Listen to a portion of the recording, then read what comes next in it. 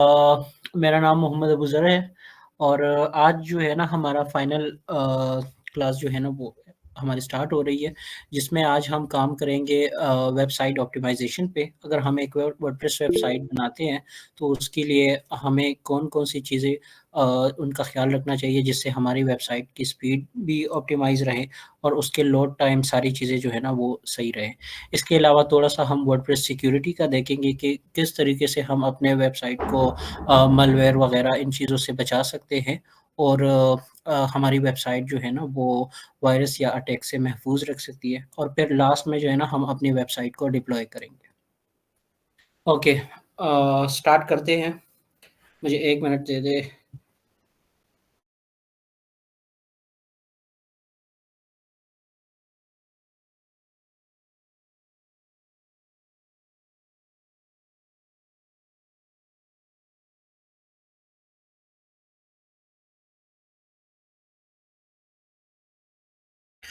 Okay, तो start करते हैं। हमने जो वेबसाइट बनाई थी।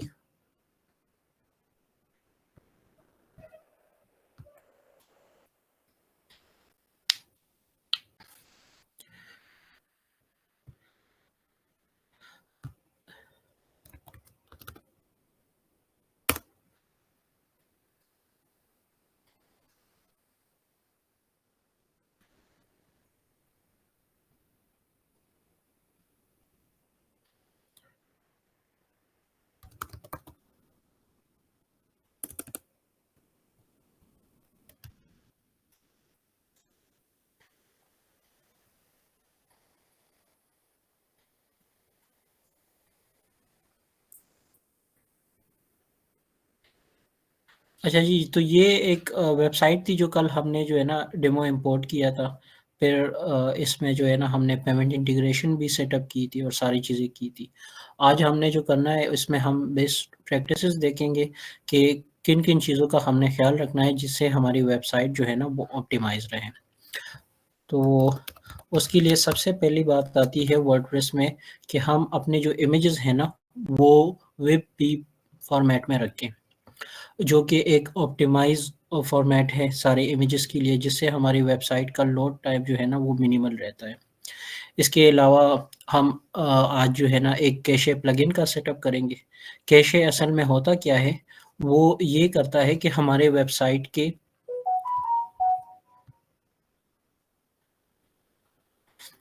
कैशे बेसिकली करता क्या है, कैशे जो है ना हमारी वेबसाइट का एक वर्ज़न जो है ना वो अपडेटेड यूज़र के पास रख लेता है। फॉर एग्ज़ाम्पल आज मैंने ये वेबसाइट खोली है और मैंने अभी इसमें कोई चेंजेज़ नहीं की, तो इसका वो एक वर्ज़न बना देगा और यूज़र के पास जो है ना वो उसको सेव कर लेगा।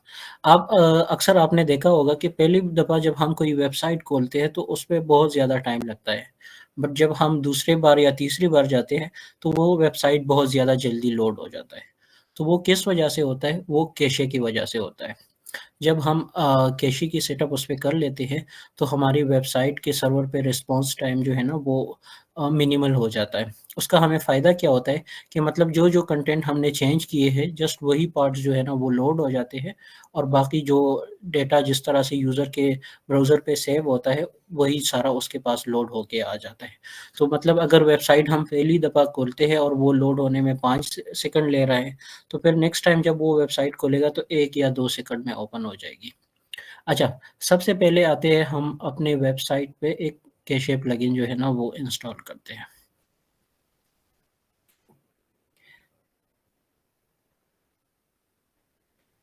कैशे प्लगइन में जो सबसे पॉपुलर प्लगइन्स है, उसमें से एक है एलएस कैशे। इसके अलावा एक और है, उसका मुझे नाम याद नहीं आ रहा, बट हम यहाँ से देख सकते हैं वो प्रीमियम है।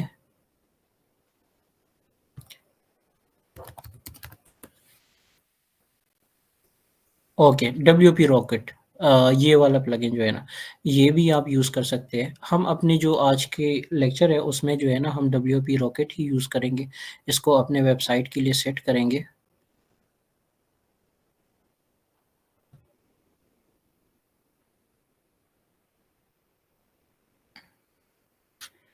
इसको मैं डाउनलोड कर लेता हूँ।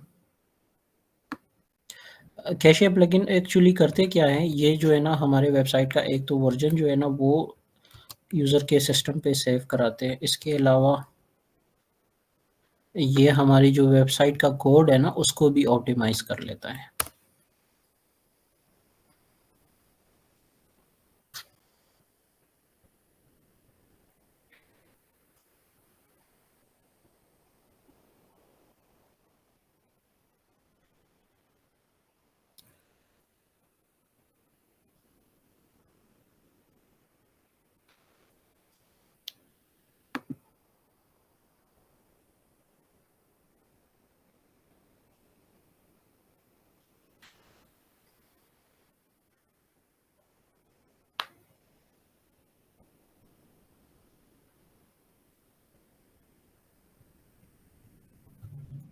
ओके, सो ये मेन फाइल है, इसको हम ज़िप बना लेते हैं और अब इसको हम अपलोड कर देते हैं अपने वेबसाइट पे। सबसे पहले हम थोड़ा-सा अपने स्पीड का जो है ना वो सॉरी ये तो लोकल होस्ट पे है, बट अगर आपने अपने वेबसाइट का स्पीड चेक करना है कि कैशे प्लगइन इंस्टॉल करने से पहले कितना होता है और उसके बाद कितना होता है, तो आप इधर एक वेबसाइट है पेज इनसाइट के नाम से,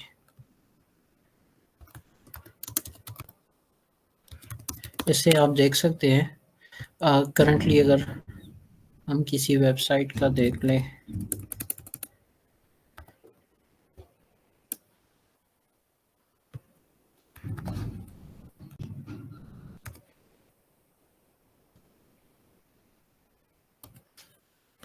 इसकी हम इधर से एनालाइज़ कर सकते हैं कि हमारे वेबसाइट में कौन-कौन सी जगह पे जो है ना वो लैग कर रहा है जिसकी वजह से हमारी वेबसाइट स्लो लोड हो रही है। तो वो सारा हमें एक ऑडिट जनरेट करके दे देता है और फिर वो सारे प्रॉब्लम्स जो है ना वो हम कैशे प्लगइन्स के ज़रिए जो है ना वो सॉल्व करते हैं। अगर मसला हमारे पास हीरो सेक्शन में आता है तो मोस्टली वो इश्यूज़ जो है ना हमारे इमेजेस का होता है कि वो सही तरीके से ऑप्टिमाइज़ नहीं होते। तो हम तो एक जो है ना वर्डप्रेस में खुद भी प्लगइन्स आते हैं जो हम जो इमेजेस अपलोड करते हैं, वो उसको वेब पी फॉर्मेट में जो है ना कन्वर्ट कर देता है। इसके अलावा जो है ना अ, हम इसको खुद कुछ वेबसाइट्स आती है जिसके ज़रिए हम कर सकते हैं। अगर हम इस वेबसाइट का देख लें, तो ये वेबसाइट जो है ना लोड होने में 2.6 सेकंड लेता है। सही है। और इसके अलावा जो इसका पहला हीरो सेक्शन है, इसमें चूँकि वीडियो लगी हुई है और वो एचडी है, तो इस वजह से अगर आपके इंटरनेट का इश्यू हो मेरी तरह से, तो वो कुछ और ही रिज़ल्ट देता है। जिसकी वजह से ये देख लें, अभी मेरा वेबसाइट फुली लोड होने में कितना टाइम लेता है? 33 सेकंड, सही है। इसमें सारा जो है ना हमारे जो कोड्स के इश्यूज़ हैं, जो इमेजेस के इश्यू हैं, वो सारी चीज़ें जो है ना वो हमें बता देता है। अभी ये मोबाइल पे लोड होने में 33 सेकंड टाइम इसको लगता है, जबकि डेस्कटॉप पे इसको लोड होने में जस्ट 1 सेकंड भी नहीं लगता। तो ये देख लें थोड़ा-सा इसको फिर जो है ना हम ऑप्टिमाइज़ेशन की तरफ इसको जाएँगे। अच्छा, अब हम इस प्लगइन को जो है ना अपलोड कर लेते हैं और मैं आपको दिखाता हूँ कि किस तरह से आप फिर अपने वेबसाइट को ऑप्टिमाइज़ कर सकते हैं ऑप्टिमाइज़ सेटअप में।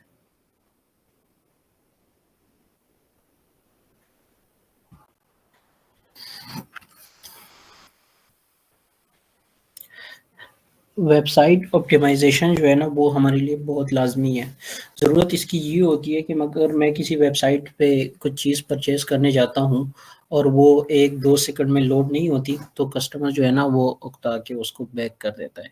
तो इसलिए आप कोई वेबसाइट बनाते हैं और उसके सेल्स में जो है ना एक इम्पोर्टेंट रोल जो है ना वो वेबसाइट ऑप्टिमाइज़ेशन का भी होना चाहिए। कि मतलब हमारी वेबसाइट ऑप्टिमाइज़ होगी, कस्टमर को उसको स्क्रॉल करने में, उसकी यूआई यूएक्स में वो उसके साथ इंटरेक्शन करने में उसको मज़ा आना चाहिए।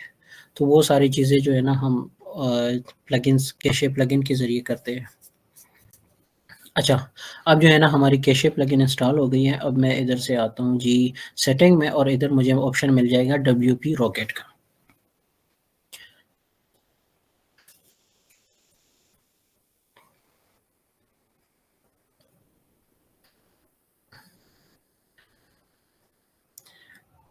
अब ये देख लें, अगर हमारी वेबसाइट जो है ना यूज़र के पास लोड हो हुई होगी, एक वर्ज़न उसका बना होगा, बट हमने कुछ चेंजेस किए जो यूज़र के पास लोड नहीं हो रही, तो हम इधर से अपना कैशे जो है ना वो क्लियर कर सकते हैं। फिर जब नेक्स्ट टाइम वो वेबसाइट को लोड करेगा तो हमारा जो न्यूअर वर्ज़न होगा ना वो खुद ब खुद उसके पास आ जाएगा। इसके अलावा इसमें आप एनालिटिक्स वगैरह देख सकते हैं। फिर इसके बाद अभी हम इसमें एक-एक करके सारे ऑप्शन हैं। एक जो है ना मिनिफाई सीएसएस का है। आपने अक्सर देखा होगा या आप खुद अगर कोड लिखते हो, टेक्निकल बंदे हैं जो होंगे तो उनको पता होगा, तो सीएसएस जो है ना हम उसको लिखते जाते हैं, वो हमारा पेज जो है ना उसी तरह से बढ़ता जाता है। बट मिनिफाई सीएसएस क्या कर देता है, वो उससे जो है ना कमेंट्स वगैरह जो होते हैं या हमने जो खाली जगह छोड़े होते हैं, वो सारे जो है ना उससे हटा लेता है। वो एक कोड को, हमारे सीएसएस कोड को एक इनलाइन कर देता है। जैसे ही हम लोड करते हैं वो सारी चीज़ें जो है ना खुद उसमें आ जाती है। अच्छा, इसमें आप ये सेटअप भी रख सकते हैं कि मिनिफाई कर दें इसको। इसके अलावा जो है ना हम अ इसमें ये भी रख सकते हैं कि हम अपने सीएसएस को इनलाइन कर दें। इनलाइन का क्या मतलब होगा कि हमारे पास एक ही रो में सारा हमारा जो सीएसएस है ना, वो लोड हो जाता है। तो इंस्टेड ऑफ वो लाइन बाय लाइन रीड करता जाएगा तो उसमें टाइम बहुत ज़्यादा लग जाता है। बट अगर हम एक लाइन में कर देते हैं तो वो सारा कोड जो है ना लोड होने में उसको मिनिमल ज़्यादा से ज़्यादा 2-3 सेकंड्स लगते हैं। तो इन चीज़ों की जो है ना हम थोड़ा-सा देखते हैं। एक हम इधर से ऑप्शन सेलेक्ट कर लेंगे मिनिफाई सीएसएस, उसमें ये होगा कि हमारे कोड में जो हमने खाली जगह छोड़े हैं, वो जो है ना वो जब सीएसएस रेंडर होगा तो वो उसमें उन वाली जगहों को इग्नोर कर देगा। साथ में जो कमेंट्स होंगे तो वो सारे भी वो इग्नोर कर लेगा, लाइक उस पे ऑपरेट नहीं करेगा। इसी तरह से हम अपने जावास्क्रिप्ट फाइल्स को भी मिनिफाई कर सकते हैं। फिर इसमें हम डिले डाल सकते हैं। डिले किस तरह से होगा, फॉर एग्ज़ाम्पल अगर मेरा ये पेज है वेबसाइट का, मैं कोई वेबसाइट खोल लेता हूँ, फॉर अकाउंटेंसी आपको मैं दिखाता हूँ।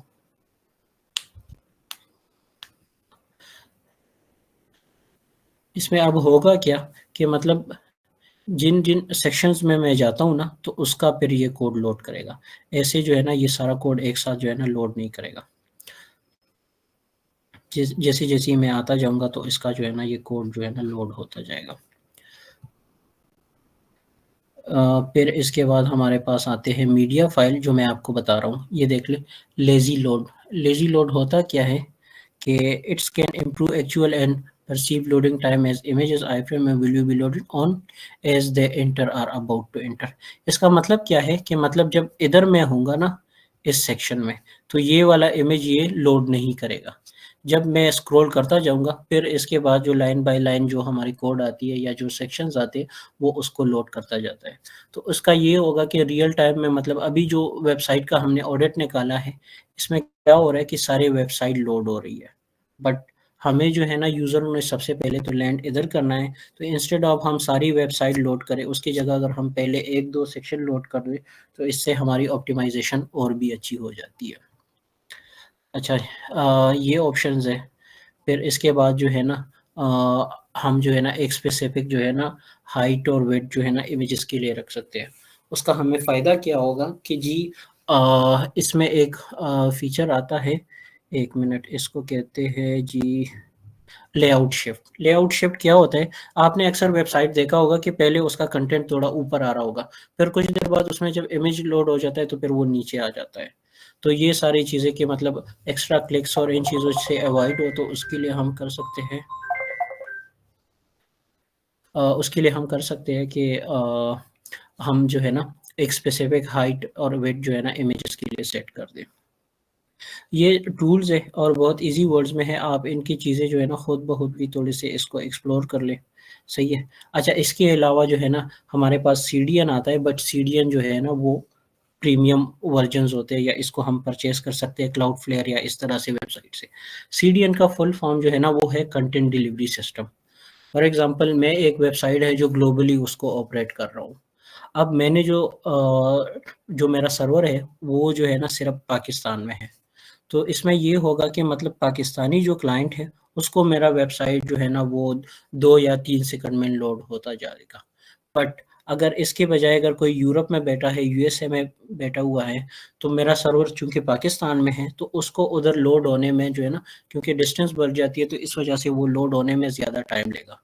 तो अगर हम कोई कॉर्पोरेट लेवल की वेबसाइट बनाते हैं, तो उसके लिए फिर हम सीडीएन भी परचेज़ कर लेते हैं। सीडीएन क्या करता है, हमारे वेबसाइट के कॉपीज़ बना के हर एक सर्वर पे जो है ना रख लेता है।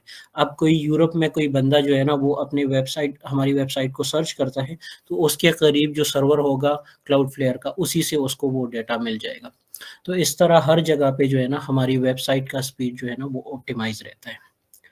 ओके, थोड़ा-सा इसको फिर आप एक्सप्लोर कर लें। अभी चूँकि हम लाइव पे नहीं है, तो हम रिज़ल्ट नहीं देख सकते कि मतलब हम करंटली हमारी वेबसाइट का स्पीड क्या है, और फिर जब हम सेटिंग करते हैं, तो फिर इसके बाद हमारे वेबसाइट का स्पीड क्या रहता है। बट आप इसके जो है ना थोड़ा-सा फिर आप खुद इसको देख सकते हैं। मतलब प्लगइन इंस्टॉल करने से पहले आप अपने वेबसाइट के परफॉर्मेंस देख लें कि उसके क्या एनालिटिक्स आते हैं। फिर जब आप प्लगइन इंस्टॉल कर लो और उसके बाद उसकी सेटअप कर लो जिस तरह से मैंने बताया है, तो फिर आप उसके एनालिटिक्स देख लें, तो वो इम्प्रूव हो गए होंगे। अच्छा, ये तो हमारी हो गई कैशे वगैरह की प्लगइन। अच्छा, अगर हमने वेबसाइट में इमेजेस जो है ना वो ऑप्टिमाइज़ करनी है, तो उसके लिए एक और प्लगइन आता है। उसका नाम है, 1 मिनट।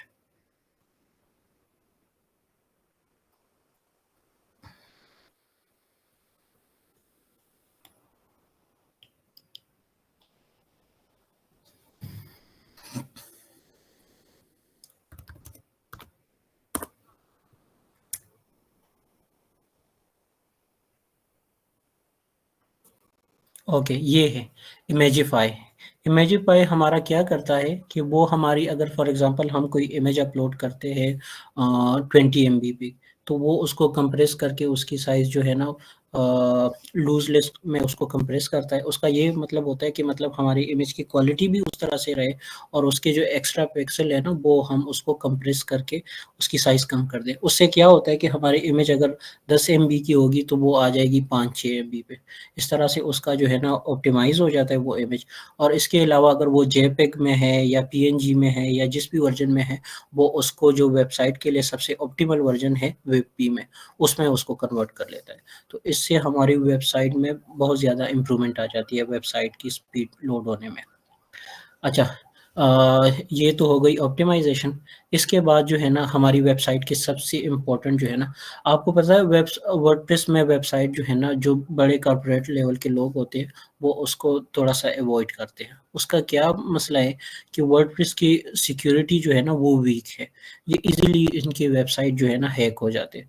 तो उनके लिए एक प्लगइन बना है जिसका नाम है वर्डफेंस। अब वर्डप्रेस बेसिकली करता क्या है, वर्डप्रेस के जो कोर फाइल्स हम डाउनलोड करते हैं ना, वो हर 1 घंटे, 2 घंटे या 8 घंटे बाद जो है ना, वो उस फाइल को मतलब जो वर्डप्रेस के रेपो में पड़े हैं, रिपॉज़िटरी में पड़े हैं, जो वर्डप्रेस की वेबसाइट पे पड़े हैं और हमारे जो वेबसाइट पे पड़े हैं, वो उन दोनों फाइल को जो है ना क्रॉस चेक करता है। जो-जो फाइल उसमें उसको लगते हैं कि ये वायरस हो सकते हैं या जो, तो वो सारे फाइल जो है ना, वो हमारे वेबसाइट से रिमूव कर देता है। अभी इसको आपने सेटअप कैसे करना है, आपने वर्डफिंस की वेबसाइट पे जाना है, उसके लिए साइन अप कर देना है, तो फिर हमें एक की मिल जाती है और वो की जो है ना वो हम इधर ऐड कर देते हैं। फिर इसके अलावा ये हमारी वेबसाइट की सिक्योरिटी को भी स्ट्रॉन्ग कर देता है। सिक्योरिटी किस तरह से स्ट्रॉन्ग करता है? वो उसमें टू फैक्टर ऑथेंटिकेशन डाल देता है। इसके अलावा जो लॉगिन होते हैं उसको लिमिट कर देता है कि भाईजान अगर कोई 2 या 3 दफ़ा से ज़्यादा बार इनकरेक्ट पासवर्ड दे दे, तो वो उसको पहले 10 मिनट के लिए ब्लॉक करता है, फिर 1 घंटे के लिए, फिर 24 घंटों के लिए। तो इससे क्या होता है कि हमारे वेबसाइट पे जो ब्रूट फ़ोर्स अटैक होते हैं, ब्रूट फ़ोर्स अटैक जो मतलब गेसिंग के ज़रिए जो है ना वो पासवर्ड गेस करने के लिए वो जो अटैक्स करते हैं, तो वो लिमिटेड हो जाते हैं। कि मतलब हमारे वेबसाइट को लॉगिन करने के लिए उसके पास जो है ना 2 या 3 ट्राइज़ होती है। अगर वो उसमें कामयाब हो जाते हैं तो लॉगिन कर लेता है, और अगर नहीं होता तो फिर वो ब्लॉक हो जाता है। बट ये जो है ना 2 या 3 ट्राइज़ में किसी वेबसाइट को हैक करना जो है ना वो बहुत ज़्यादा मुश्किल है। तो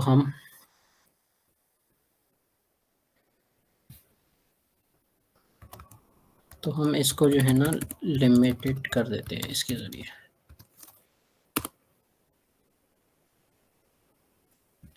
अभी मैं आपको साइन अप करता हूँ। जब मैंने प्लगइन इंस्टॉल किया तो मुझे जो है ना वर्डप्रेस का वेबसाइट आ गया। मैंने इसमें से सेलेक्ट किया कि जी मुझे जो है ना वर्डप्रेस का फ्री वर्ज़न चाहिए। मैंने इधर से फ्री वर्ज़न पे क्लिक किया। फिर वो मुझे कहते हैं कि जी आपकी वेबसाइट पे जो वायरस होगी ना, वो 30 डेज़ बाद आपको उसका पता चलेगा कि जी आपकी वेबसाइट पे ये अटैक हुआ है। बट हम कहते हैं कि चलो कोई नहीं, अभी फ्री वर्ज़न में आप हमें 30 दिन बाद भी बताएँ, तो हमारे लिए सही रहेगा। अब मैं इस पे अकाउंट बनाता हूँ।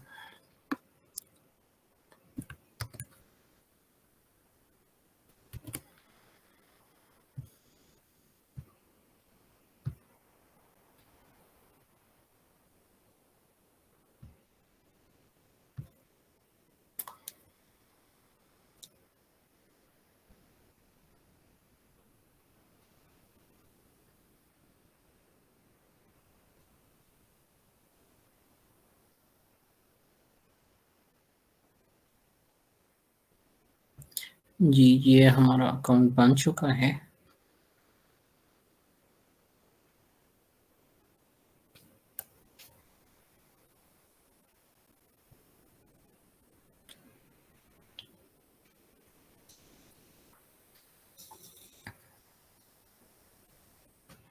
एक दफ़ा ये लोड हो जाए तो फिर हम इससे अपना की उठा लेते हैं।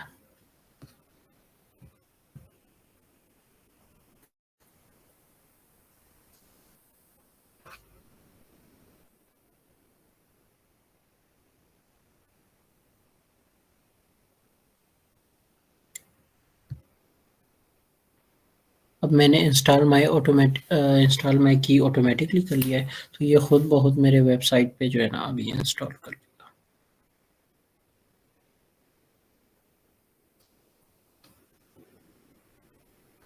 ये देख लीजिए मेरी की जो है ना खुद ब खुद आ गई है, और वो ईमेल भी आ गया जो अभी मैंने डिस्पोजेबल लिया था। अब मैं इसको कहता हूँ इंस्टॉल लाइसेंस की, तो ये इसको एक्टिवेट कर लेगा। अभी इससे फ़ायदा क्या होगा कि मतलब जब वो मैलवेयर अटैक होगा या जो भी अटैक होता है, तो वो सारे फाइल्स जो है ना वो ये हमें वार्निंग देता है कि ये जी देख ले कि ये फाइल्स आपकी वेबसाइट में एक्स्ट्रा है, जो वर्डप्रेस की अपनी फाइल नहीं है। आपने इसको डिलीट कर देना है या आपने इसको रखना है अपने पास कि मतलब ये आपके काम के। तो फिर उधर से जो है ना हम फाइल्स को रिव्यू कर देते हैं। अगर हमारे काम के हो के मतलब हमने ही कस्टमली उसको ऐड किया हुआ है, तो फिर हम उसको रहने देते हैं, इसको रिमूव कर लेते हैं, व्हाइट लिस्ट कर लेते हैं। और जी अगर वो अटैक से आए हो तो हम उसको डिलीट कर देते हैं। अब ये हमारा लाइसेंस इंस्टॉल हो गया है। अब हम जाते हैं अपने डैशबोर्ड की तरफ।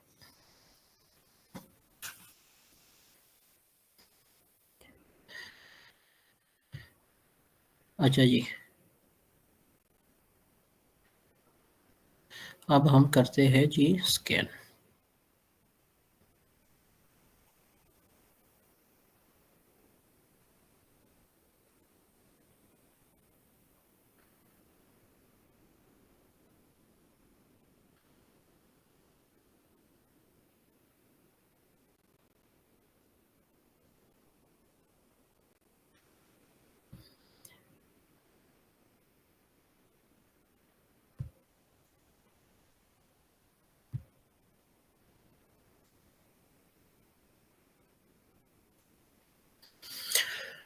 एक दफ़ा ये लोड होने में थोड़ा-सा चीज़ें माँगेगा, बट देन हम जो है ना, अब हमारी सेटअप हो गई है। अब हम क्या करते हैं, स्टार्ट न्यू स्कैन कर लेते हैं।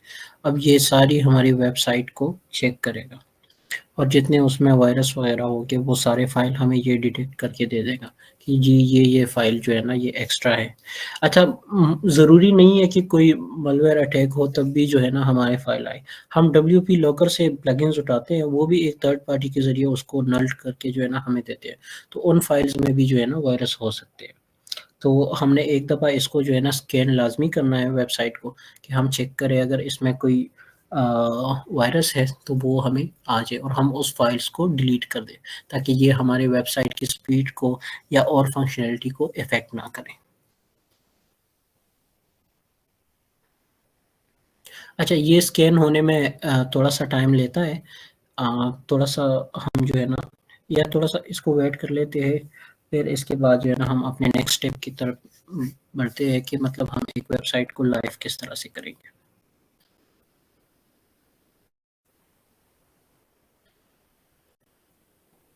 तब तक अगर किसी का क्वेश्चन हो, हमने अभी तक जो चीज़ें की है, तो वो पूछ सकता है कि मतलब कैसे उसको समझ नहीं आया हो कि कैसे क्या काम करता है, या इमेज ऑप्टिमाइज़ेशन में कोई क्वेश्चन हो, या वर्डप्रेस का अभी तक हमने जितना एक्सप्लेन किया है उसमें कुछ समझ ना आया हो, तो आप पूछ सकते हैं।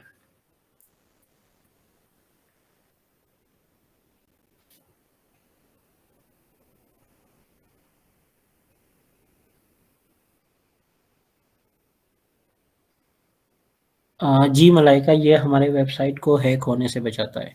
उसमें जो वायरस वगैरह फाइल्स आ जाते हैं तो ये सारा उसको रिमूव कर देता है। सर मेरा एक क्वेश्चन ये था कि जैसे आपने कहा ना कि डोमेन नेम और होस्ट अगर हम परचेज कर ले तो ज़्यादा अच्छा है। जैसे कि हम कुछ वेबसाइट्स यूज़ करके भी ना उसको डिप्लॉय कर सकते हैं। तो इन दोनों में फ़र्क क्या है? क्या इनकी सिक्योरिटी इश्यू होता है अगर हम किसी दूसरी वेबसाइट से डिप्लॉय करते हैं? फ्री वेबसाइट में ये होता है कि हमें अपनी मर्ज़ी से जो है ना वो डोमेन नहीं मिलती उसकी। वो जो है ना वो वेबसाइट हमें कुछ एबीसी कुछ प्लस करके कुछ माइनस उस तरह से हमें एक वो डोमेन दे देती है। बट हम जब खुद होस्टिंग और डोमेन जो है ना परचेज़ करते हैं, तो उसका हमारे पास फुल एक्सेस होता है। अगर सर्वर साइड से हमें कुछ चेंजेस चाहिए तो वो भी सारी चीज़ें हम मैनेज कर सकते हैं। इसके अलावा डोमेन जो है ना वो हमारे मर्ज़ी का होगा। लाइक अभी आप परचेज़ करते हैं मलाइका डॉट डिव्स समथिंग इस तरह से, तो फिर आप अपने मर्ज़ी का रख सकते हैं। बट जब फ्री होस्टिंग की तरफ हम जाते हैं तो उसमें हम अपने मर्ज़ी का डोमेन कनेक्ट नहीं कर सकते। वो बल्कि कंपनी खुद कुछ ना कुछ जनरेट करके हमें दे देती है। और सर इनकी सिक्योरिटी में मसला होता है कि नहीं? सिक्योरिटी में तो इतना मसला नहीं होता, बट ये होता है कि इनकी स्पीड काफ़ी स्लो होती है, क्योंकि फ्री होस्टिंग है तो बहुत सारे लोग जो है ना इसको यूज़ करते हैं, और इनके सर्वर भी काफ़ी जो है ना वो बेकार किस्म के होते हैं।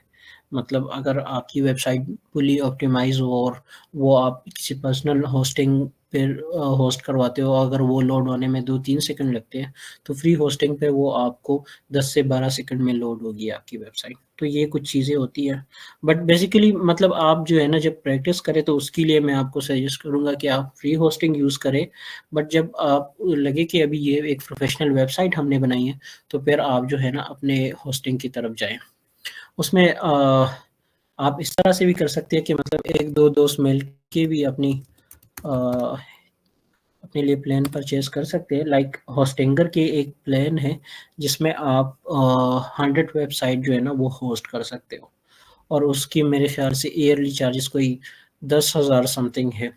और अगर आप ईयरली प्लान परचेज़ करते हो तो उसमें 1 साल के लिए आपको 1 डोमेन फ्री दी जाती है। इसको हम थोड़ा-सा एक्सप्लोर करते हैं, ये देख लें इधर से इसके प्लान्स हैं।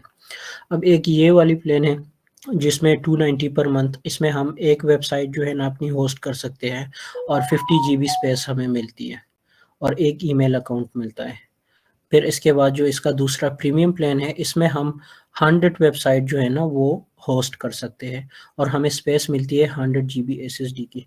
इसके अलावा इस प्लान में हमें एक डोमेन जो है ना वो फ्री मिलता है 1 साल के लिए। मतलब अगर हम ये होस्टिंग सिर्फ परचेज़ कर लें, तो डोमेन उनके साथ ये हमें फ्री दे देंगे। अपने मर्ज़ी का हम डोमेन सेलेक्ट कर लेंगे कि जी मुझे ये डोमेन चाहिए और ये आप मेरे होस्टिंग के साथ लिंक कर दें। इसके अलावा हमें फ्री प्रोफेशनल ईमेल्स भी मिल जाते हैं इसमें, वेबसाइट बैकअप्स, माइग्रेशन ये सारे भी फ्री मिल जाते हैं। तो इस तरह से आप अपने रिक्वायरमेंट के लिहाज से जो है ना इसमें प्लान परचेज़ कर लें। और ये होता है कि आप पहली दफ़ा जब बाय कर रहे हो ना तो ये बहुत बड़ी डिस्काउंट देते हैं। लाइक अभी ये देख लो मुझे 72% डिस्काउंट मिल रहा है। अगर इस प्लान को मैं परचेज़ करता हूँ तो मुझे पड़ेगी एक डोमेन भी मुझे फ्री मिलेगी, और इसको मैं करता हूँ अगर 12 मंथ के लिए 1 साल का प्लान मैं लेता हूँ। तो मुझे डोमेन और होस्टिंग 1 साल के लिए उसका ये मुझे चार्ज करेंगे। 1 मिनट लोड हो जाए तो।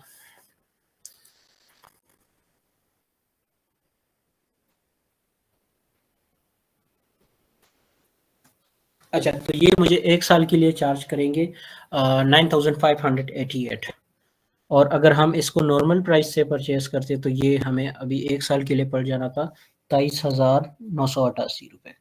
बट हम जो है ना इसमें करंटली हमें 60% डिस्काउंट मिल रहा है, तो उसमें हमें ये पड़ेगा 9,588 रुपए।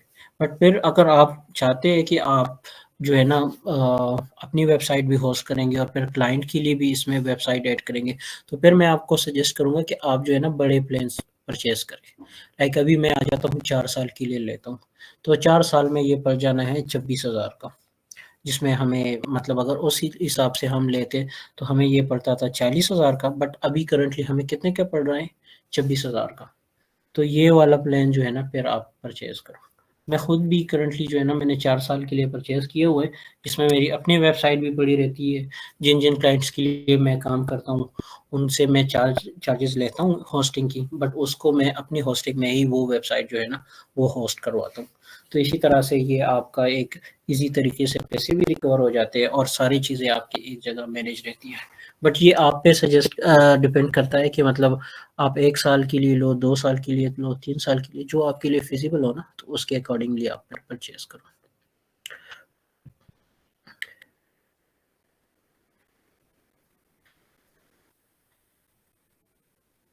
और सर इस होस्टिंग जब हम बाय कर लेते हैं, फिर इसमें अगर हम क्लाइंट के लिए बनाएँ तो उनका डोमेन नेम हम अपनी मर्ज़ी से दे सकते हैं कि नहीं? इसमें जो है ना इस प्लान में हमें जो है ना एक डोमेन फ्री मिल जाना है। अगर बाकी वेबसाइट हम होस्ट करेंगे तो उसके लिए हम डोमेन परचेज़ करेंगे। डोमेन मेरे ख़्याल से होस्टिंगर में 2,000 मेरे ख़्याल से ये चार्ज करते हैं एक डोमेन का। तो फिर वो आपको जो है ना जस्ट डोमेन बाय करनी होगी। होस्टिंग आपकी यही रहेगी, इसी में आप जो है ना 100 तक वेबसाइट रख सकते हैं।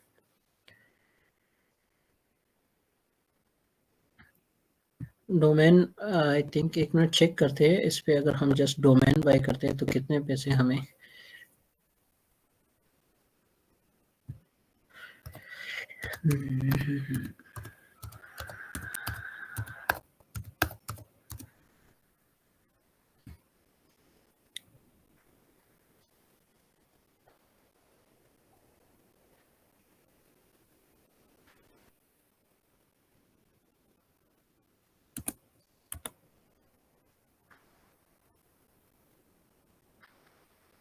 ओके, तो हमें एक .com डोमेन जो है ना वो मिलेगी 1,700 रुपए की 1 साल के लिए। मतलब एक डोमेन तो हमें फ्री हो जाएगी, फिर 2-3 महीने बाद हमें कोई क्लाइंट मिल जाता है और हम उसके लिए काम करते हैं, तो उससे हम डोमेन के भी पैसे लेंगे, होस्टिंग के भी पैसे लेंगे। बट होस्टिंग तो हमारे पास ऑलरेडी है और डोमेन हम 1,700 में उसको परचेज़ करके दे देंगे और उस पे वेबसाइट उसका लाइव करके अपने ही होस्टिंग में उसको होस्ट कर देंगे।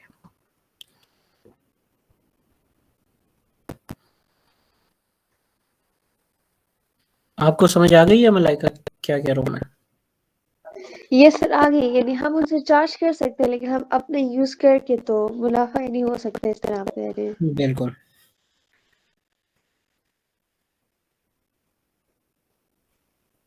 अभी हमारे वेबसाइट के सारे फाइल्स जो है ना ये स्कैन कर रहा है। अभी तक इसने 12,476 फाइल्स स्कैन किए हैं। इसके अलावा हमारी थीम, हमारे प्लगइन्स के ये सारे भी इसने स्कैन किए हैं। यूआरएल उसमें जो दिए हुए हैं 2163, ये सारे अभी तक ये स्कैन कर चुका है। ये कंप्लीट हमारी वेबसाइट को स्कैन करेगा, फिर उसमें जो जितने भी मतलब malware फाइल्स होंगे जो हमारे वेबसाइट को अफेक्ट कर सकते हैं, तो वो सारे इधर हमें रिजल्ट्स में शो हो जाएंगे। अभी करंटली जो उन्होंने स्कैन किया है तो उसमें कोई इशू इसको नहीं मिली है, कोई वायरस फाइल नहीं मिली अभी तक।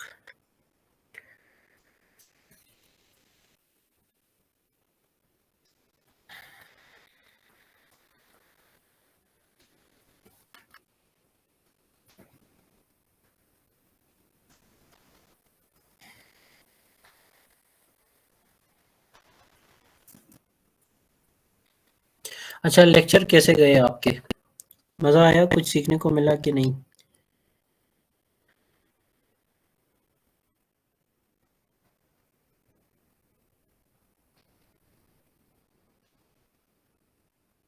अच्छा, वेरी गुड। आई जी सर, चले ज़बरदस्त। आई होप आप लोगों ने कुछ ना कुछ ज़रूर सीखा होगा एंड आगे भी सर हामिद आपके लिए और इन्फॉर्मेटिव सेशंस अरेंज करते रहेंगे और आपको सीखने का मौका मिलेगा। और आप खुद भी ट्राई करें कि जो चीज़ें आपको सीखने को मिलती है आप इसको इम्प्लीमेंट करें, और फिर इन फ्यूचर जब आप सक्सेसफुल हो जाए तो फिर आप इन्हीं बच्चों के लिए गाइडेंस का काम करेंगे, आप इनको गाइड करेंगे कि किस तरह से इंडस्ट्री में काम होता है, वेबसाइट किस तरह से बनाते हैं या जो भी चीज़ें, तो फिर वो सारी चीज़ें आप कवर करेंगे।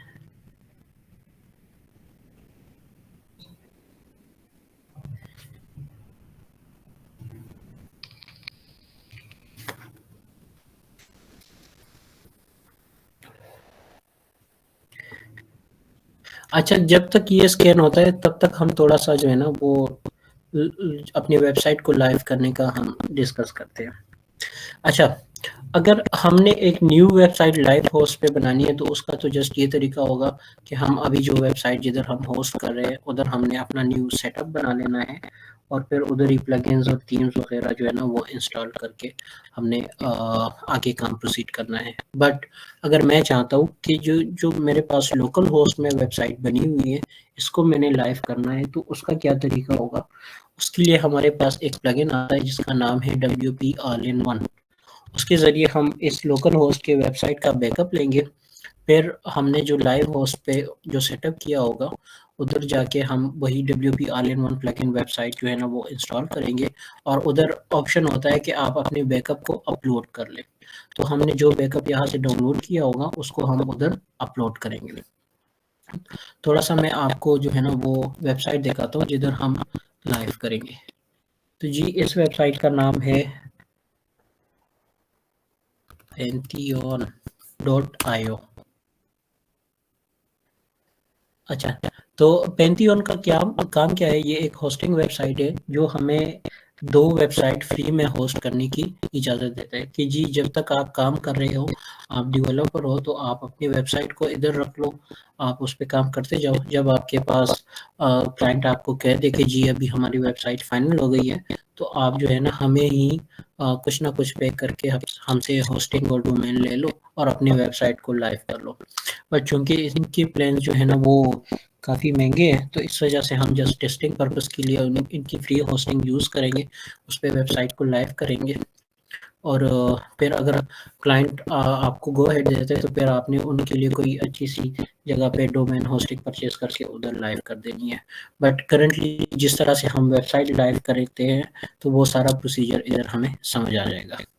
अच्छा, आपने जब Pantheon.io पे आ जाना है, आइकन बना होता है यूज़र का, इस पे आपने क्लिक कर लेना है।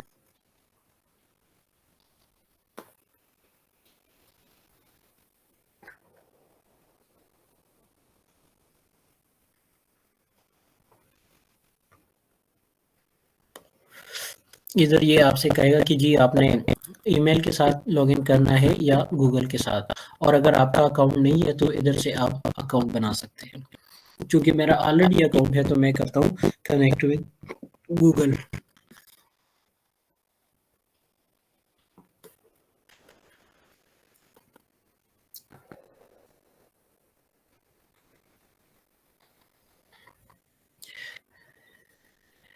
अब ये इसका जो है ना इस तरह से कुछ इंटरफेस होता है। इसमें आपको लिखा होगा sandbox site 0 of 2 used, but currently जो मेरे अकाउंट है इस पे ऑलरेडी मैंने पहले टेस्टिंग के लिए 2 वेबसाइट लाइव की है, तो वो दोनों इस पे पड़े हुए हैं। हम इसको जो है ना डिलीट करते हैं पहले, ताकि हमारे पास जगह खाली हो जाए।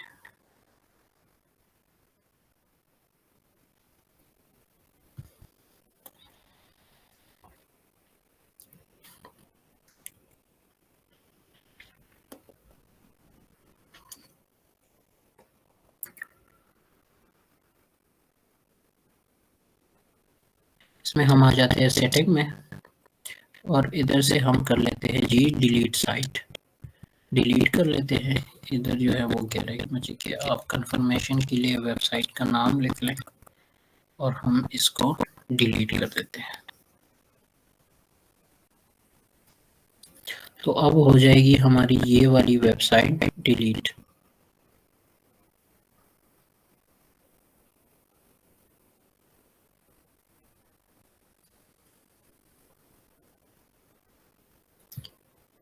क्या हुआ? डिलीट ही नहीं हुई।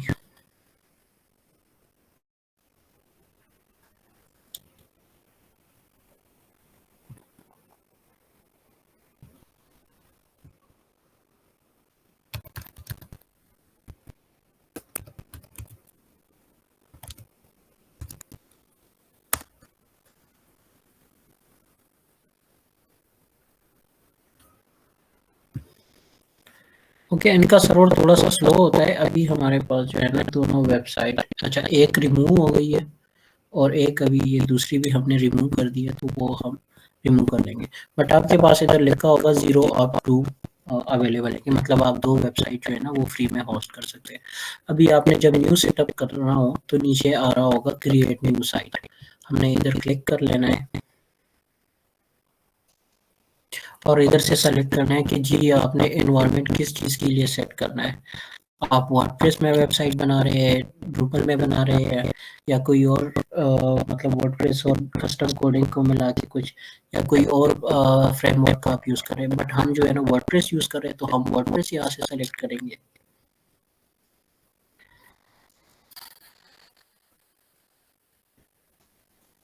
अच्छा जी, अब यहाँ पे हमसे कह रहा है कि जी आपके वेबसाइट का नाम क्या होगा। हम वेबसाइट का नाम लिखते हैं फॉर्च्यून टेक। ये देख लें, अभी ये जो यूआरएल है ना, ये हमारे वेबसाइट का लिंक होगा। जो भी इस लिंक को ओपन करेगा तो वो डायरेक्ट हमारे वेबसाइट पे आ जाएगा। और इनकी जो है ना ये स्पेसिफिक कंट्रीज़ में इनके सर्वर्स हैं, तो इसमें से आपको जो ऑप्टिमल लगे आप जो है ना वो उसको यूज़ कर सकते हैं। बट हमसे तो सारे ही दूर है, हम यूनाइटेड स्टेट में ही इसको छोड़ देते हैं और इसको करते हैं कंटिन्यू। अच्छा, site choose you already exist, अच्छा ये वाला नाम ऑलरेडी किसी ने लिया है, तो हम इसको करते हैं फॉर्च्यून टेक 1 और हम करते हैं कंटिन्यू।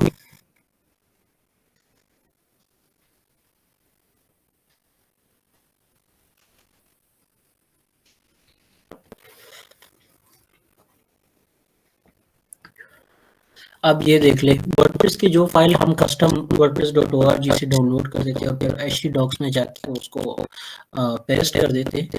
ये सारे फाइल जो है ना खुद ब खुद डाउनलोड करके हमारे एनवायरनमेंट में उसको सेट करता है। इसके अलावा ये डेटाबेस भी खुद बनाता है। जस्ट हमें करना क्या है, हमें अपने वेबसाइट का नाम वगैरह वो सारी चीज़ें इसमें सेट करनी है। बाकी जो डेटाबेस बनाना होता था, जो htdocs में फाइल सेट करनी होती थी, वो चीज़ें इसमें नहीं होगी। वो लाइव सर्वर पे सारी चीज़ें खुद ब खुद सेट हो जाती है।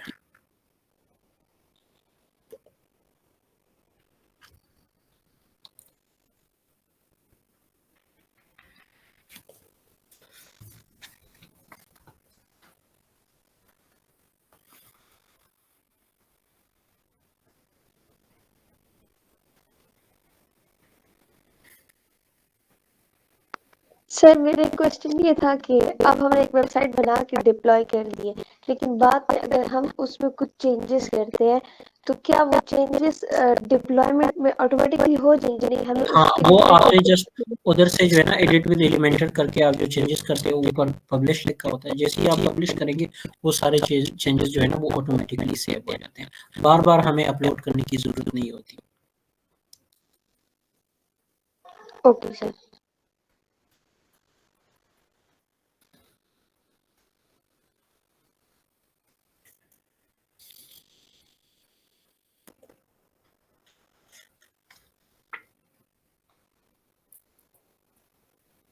ये सर्वर्स थोड़े से स्लो होते हैं, बट हम वेट कर लेंगे क्योंकि हम फ्री में यूज़ कर रहे हैं, तो फिर तो थोड़ा-सा वेट हम कर सकते हैं।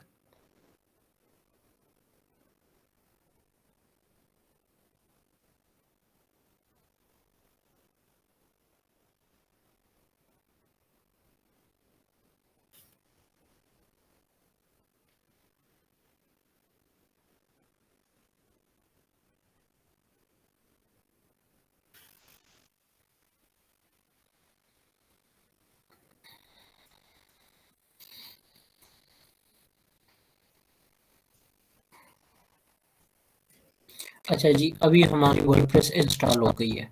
अब हम चलते हैं डैशबोर्ड की तरफ।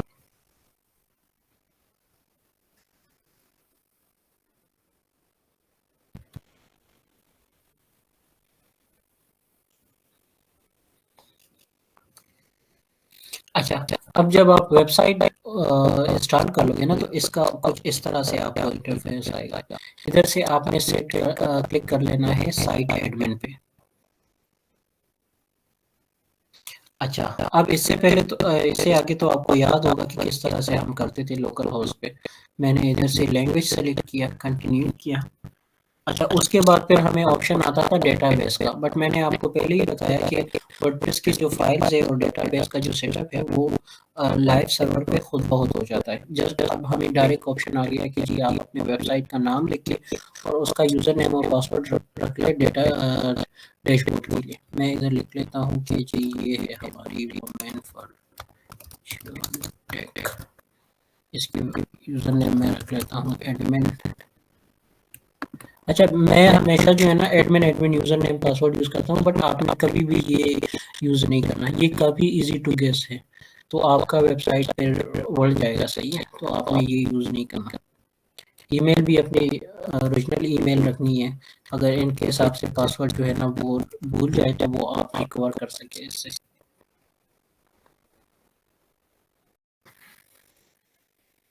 ओके, अब हमारी वर्डप्रेस की सेटअप हो गई है। अब मैं लॉगिन पे क्लिक कर लेता हूँ।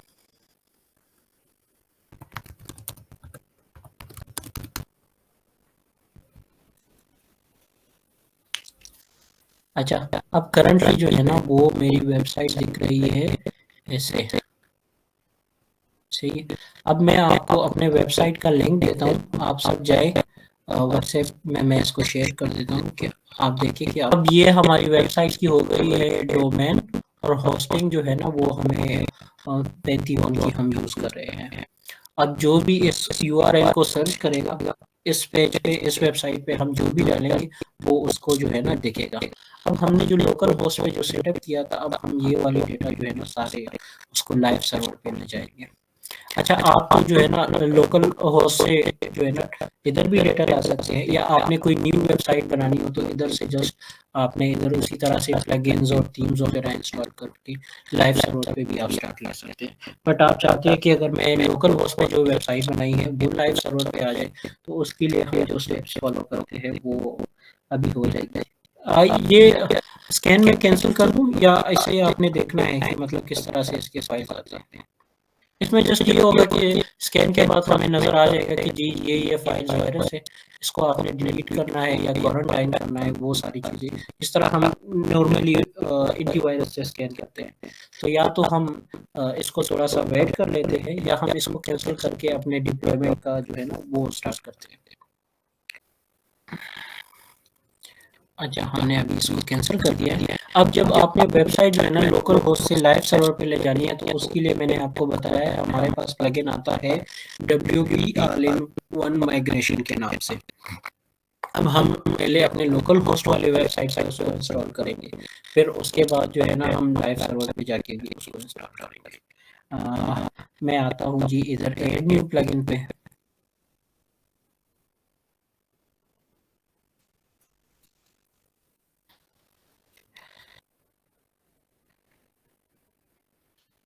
और इधर मैं सर्च करता हूँ जी WP All-in-One।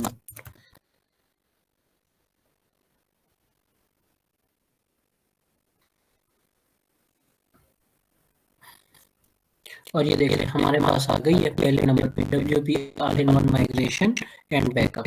इसको हम इंस्टॉल कर लेते हैं।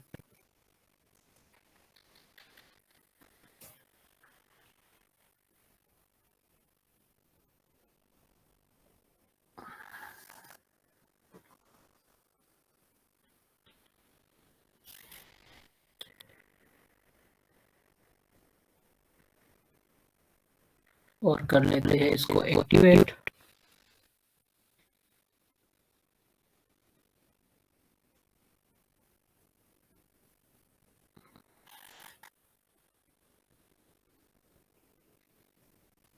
अच्छा, ये हो गया। अभी इसके बाद ये देख लें इधर डैशबोर्ड के विजेट्स में हमें आ जाएगा नज़र All-in-One WP माइग्रेशन। अच्छा, जिधर से आपने वेबसाइट ले जानी है ना, तो उधर हम करेंगे एक्सपोर्ट। एक्सपोर्ट का मतलब क्या है कि हमने इसको बाहर ले जाना है, और लाइव सर्वर पे जिधर हमने इसको कॉपी करना है तो उधर फिर हम करेंगे इम्पोर्ट। अभी इधर से चूंकि मैं ले जा रहा हूँ ये वेबसाइट, तो मैं क्लिक करता हूँ एक्सपोर्ट पे, और फिर उसके बाद आराम कीजिए आपने किस फॉर्मेट में जो है ना इसकी जो बैकअप है वो डाउनलोड कर लेनी है। तो वो आपने एक्सपोर्ट पे क्लिक कर लेना है और पहले नंबर पे जो है ना फाइल, इसको आपने सेलेक्ट कर लेना है। अब ये हमारी वेबसाइट का जो सारा डेटा है ना वो सारा अभी इसको एक ज़िप फाइल में करके ये हमें एक बैकअप दे देगा।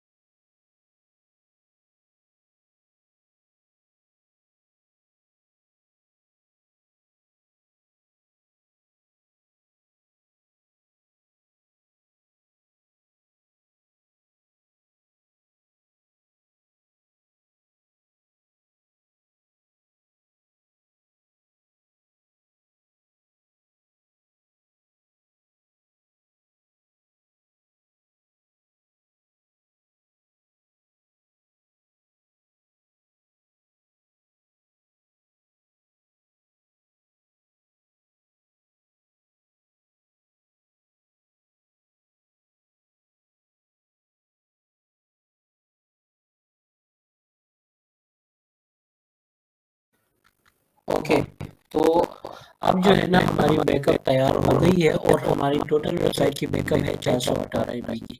हम इसको डाउनलोड कर लेते हैं और ये जी हो गई है डाउनलोड। अब हमने जाना है अपने लाइव सर्वर पे। इधर हमने आ जाना है डैशबोर्ड पे, इधर हमने आ जाना है प्लगइन्स पे और ऐड न्यू प्लगइन, और इधर भी हम वही वाली प्लगइन जो है ना वो इंस्टॉल करेंगे जिसका नाम है WP-in1।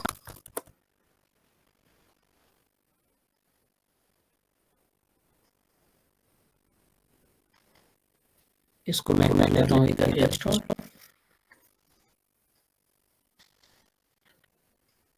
अच्छा, अभी ये आ गई है विजेट्स में। मैं अभी हमने उधर क्लिक किया था एक्सपोर्ट पे, जिधर हमने लाइव करनी है उधर हम क्लिक करेंगे इंपोर्ट। अब मैं आ गया इंपोर्ट पे। ये मुझे कह रहे हैं जी आप अपनी फाइल अपलोड कर लें। अब मैं क्लिक करता हूँ फाइल पे, मैं आ जाता हूँ अपने डाउनलोड्स में और ये पहले नंबर पे जो है ना उसका वो बैकअप खड़ा हुआ है। इसको मैं कर लेता हूँ ओपन। अच्छा जी, चूंकि ये फ्री सर्वर है तो इसमें हमें लिमिट है कि आप 100 MB तक फाइल अपलोड कर सकते हैं, बट हमारी फाइल कितनी है वो है जी 418 MB की। तो इसके लिए एक और एक्सटेंशन आता है जिससे हम ये लिमिट बाईपास कर सकते हैं, वो मैं आपको ग्रुप में भी दे दूंगा। जो ऑल इन वन का प्रीमियम वर्जन है उसमें हम उसको जो है ना बाईपास कर सकते हैं। तो वो मेरे पास पड़ा हुआ है, मैं आपको ग्रुप में भी वो उसकी फाइल सेंड कर दूंगा। तो वो फिर आप जो है ना प्लगइन अपलोड कर ले तो आपके पास ये मसला ख़त्म हो जाएगा। बट नॉर्मली आप जब अपनी डोमेन होस्टिंग परचेज करेंगे तो उसमें आपको ये मसला नहीं आएगा।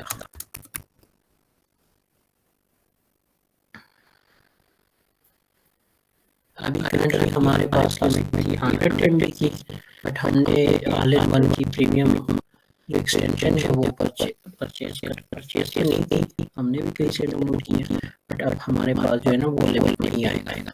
ये देख लीजिए अब क्या आ रहा है, मैक्सिमम अपलोड फाइल साइज क्या हो गया है, अनलिमिटेड। अब मैं दोबारा ट्राई करता हूँ।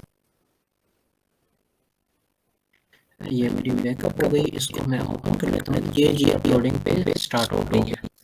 अब इसको हम अपलोड करेंगे तो जो डेटा हमारे लोकल होस्ट पे था ना वो सारा हमारे लाइव सर्वर पे आ जाएगा। अच्छा, इसमें एक चीज़ आपने याद रखनी है, जब हम बैकअप इंपोर्ट करते हैं ना, तो हमने इस वेबसाइट का जो लॉगिन रखा था एडमिन, फॉर एग्जांपल आपने कोई और रखा हो, बट जब आप बैकअप इंपोर्ट करोगे तो उसके बाद ये वाला जो लॉगिन है ना, यूजर नेम और पासवर्ड, ये चेंज हो जाएगा और जो आपके लोकल होस्ट पे यूजर नेम और पासवर्ड था ना, वही उसका यूजर नेम और पासवर्ड हो जाएगा। ये क्यों होता है? क्योंकि जो WP है ना, ये आपकी वर्डप्रेस की करंट जो सेटिंग है ना, ये सारी बढ़ा देता है, और जो सेटिंग आपकी लोकल होस्ट पे जो वेबसाइट के साथ है, वो वाली सारी सेटिंग अप्लाई कर देता है।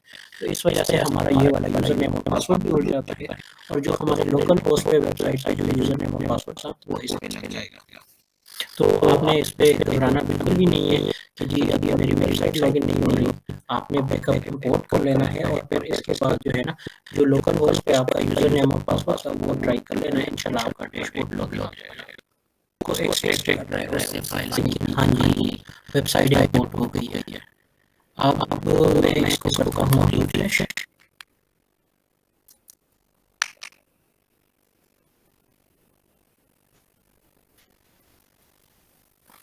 ये देख लीजिए, अभी अगर आपने साथ साथ वेबसाइट खोले, आपको लाइव शो हो रही है कि नहीं?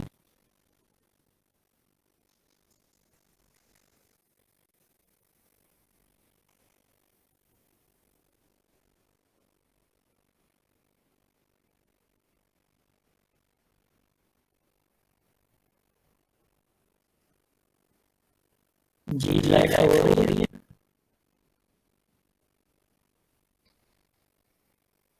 थैंक यू मेरा, मैंने अपना मैसेज अभी दे दिया। जी बताइए, वेबसाइट लाइव शो हो रही है? सर इसका लिंक शेयर किए। हाँ, ग्रुप में पड़ा हुआ है। ये देख लीजिए, dash fortune tech one dot page और साइट डॉट ड्राइव के नाम से पड़ा होगा। सर जो ईमेल में हमारा पास नाम है शायद इसमें ये जो आपने लिंक सेंड किया है नहीं, जो पहले लिंक सेंड किया था वो वाला। अच्छा मैं देखते हैं। फॉर्चून टेक वन के नाम से जो लिंक है, उसमें देख लीजिए, वो वाला लिंक कर। सर उसमें पहली वाली वेबसाइट शो हो रही है, पहली वाली शो हो रही है। अच्छा, अगर आपके पास इस तरह से इशू आ जाए ना, तो आपने पेंटियन के डैशबोर्ड पे आ जाना है और इधर ऑप्शन होता है क्लियर कैश। अभी हमने डिस्कस किया ना, कैश हमारे वेबसाइट का एक आता है, वो यूज कर देते हैं। अब जब क्लियर कैश होगा, अब आप लोड करें तो आपके पास हमारे वो वाले वेबसाइट का मतलब खत्म हो जाएगा, जो कैश वर्जन में वो दिया जाएगा। दोबारा रिफ्रेश करें आप सब।